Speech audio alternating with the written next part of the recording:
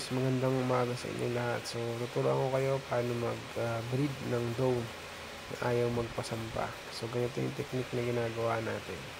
Simple lang po yung kailangan nyo at practicing nyo lang.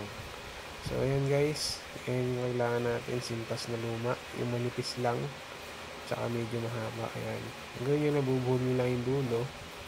Ayan, tapos tatali nyo sa buntot. Ayan, sa bandang gitna nyo ilalagay.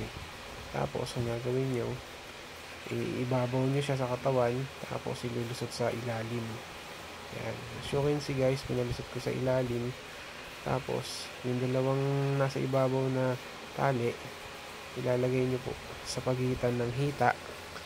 Yan, sa pagitan ng hita kabilaan. Yan, o parang nasa singit niya. Yan, paibabaw. Tapos iaangat nyo na yung buntot. Yan, para maging open yung genital area niya. Tapos gagawin nyo po, ibubuhol nyo lang ng ganyan. Make sure lang na tight yung pagkakatali nyo.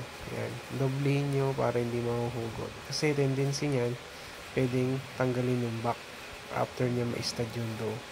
Niluwag yung tali. So yan, ganyan guys. Nakita nyo, nakaangat na yung buntot niya. So madali na sa back yan para sampahan siya. So ganito guys yung sample ng technique na ginagawa natin. So ayan guys, as you can see, yun na yung doe natin. I-ready nyo lang siya, i-ayos nyo lang yung position niya.